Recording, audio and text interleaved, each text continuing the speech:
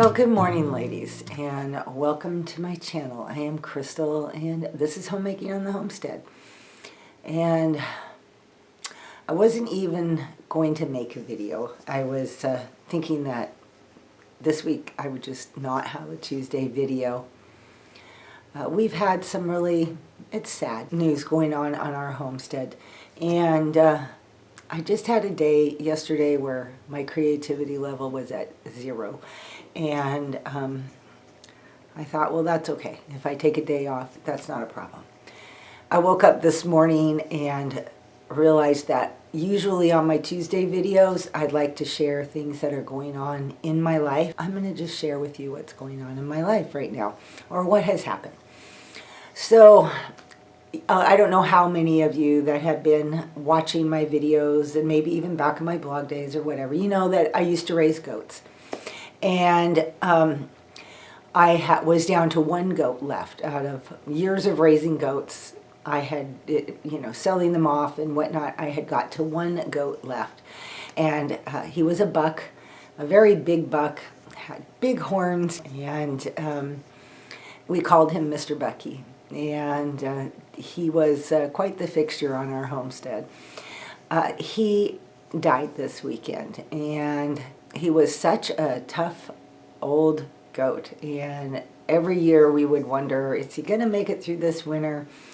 And he would, and he would bounce back, and so he just became a part of our life. Be out walking, and where's Mr. Bucky, and feeding him, and just spending time.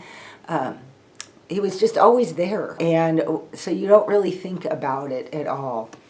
He was about, the best I could guess, I couldn't remember his exact year that he was born. So I'm going to say he was about 16, 17 years old, which is very old for a goat. I think the average lifespan of a goat is about 12 years. So he certainly outlived that.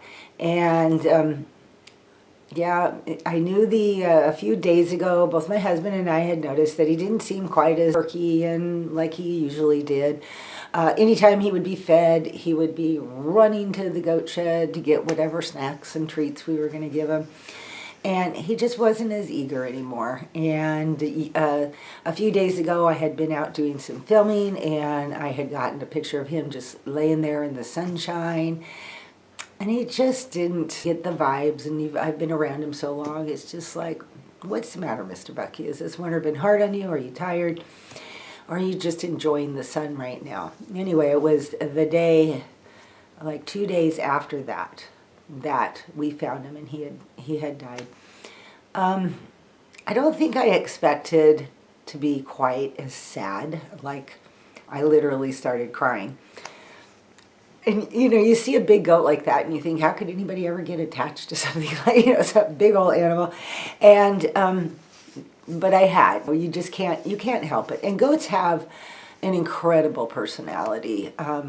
And some of them more so than others, but he definitely did. It's like we got to the point where we communicated, and I would talk to him, and he would, answer me back. And it was,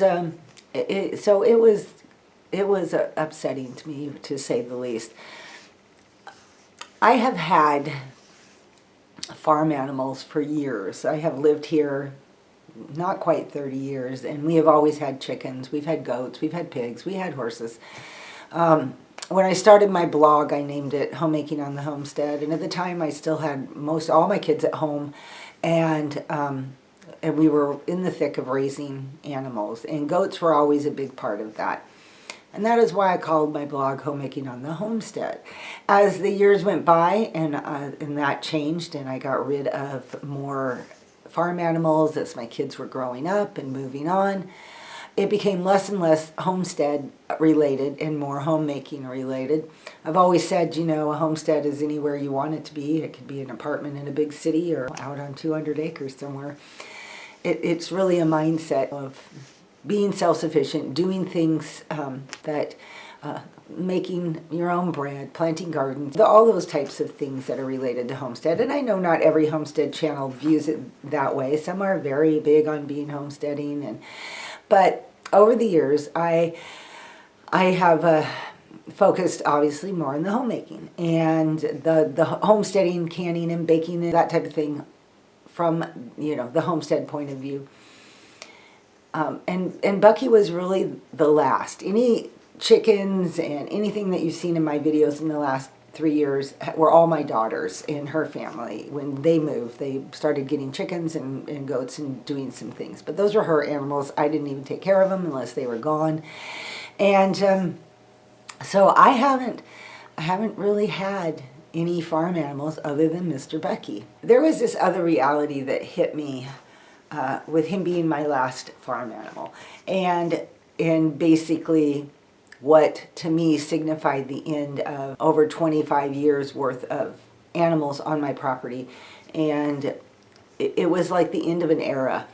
And it's something that I've seen more, and as I've gotten older, I've watched my kids grow up and leave. I've watched my friends' children grow up, nieces. I have several nieces. I've watched them grow up and move on, and you just see the change of life. And so when Mr. Bucky died, it was this reality of an era that I lived that was very important in my life and a very big part of my life that officially ended. And so it brought about a lot of just reflecting over the years of, and there were good memories. It's a sad day, but yet they're good memories of my children and our little homestead and all the things that we did here, especially in relation to animals, the milking of the goat. I made lots of cheese, and I made all kinds of dairy yogurt and kefir and those types of things. I actively was using their milk. We had fresh eggs, and it was just such a feeling of independence that I loved. My kids loved it.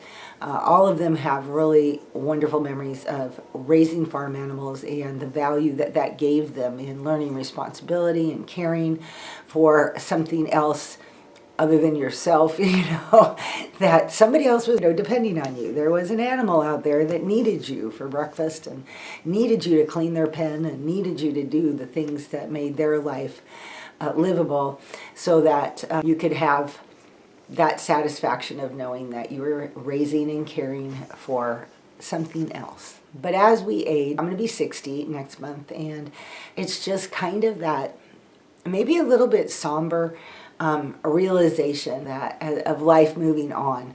And it's something that I never really saw when I was in the midst of it during my 20s and 30s and even into my 40s. I don't think I ever really saw that feeling of life's changes and moving on in life.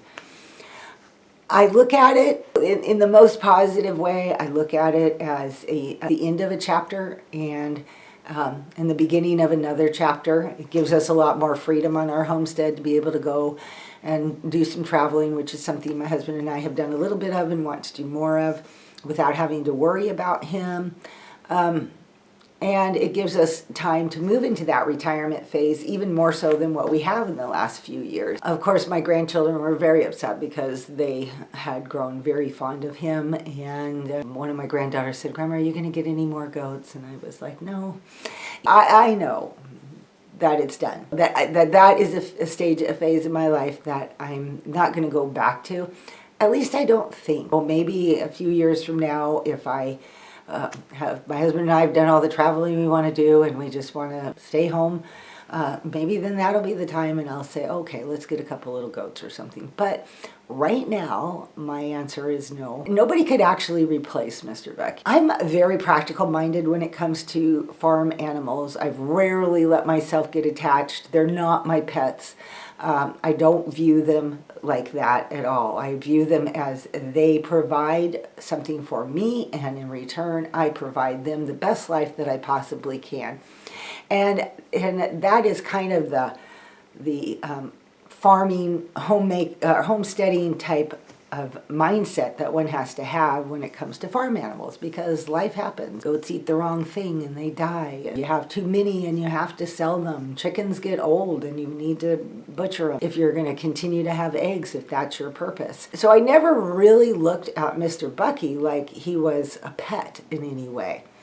but he did make his way into my heart for sure. And he did have, like I said, that amazing personality, and he will be very missed.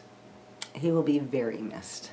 It even makes me emotional to talk about it. I just wanted to let you guys know that this is the status of where things are out this week, and rather than have no video at all, I just wanted to come on and share the sadness that's kind of just hanging over the homestead, hanging over my husband and I right now, and just those moments of reflection the both of us have had, and knowing that it's definitely the closing of a chapter at this point in our life and the opening of a new chapter as we move forward in life. Thank you, ladies, so much for watching today, and I'm going to get back to my regularly scheduled programming, and I will get on the other side of this, I know. I appreciate you all so much, and I hope you have an amazing day today and a very blessed week ahead, and I'll see you in my next video. Alrighty, bye-bye.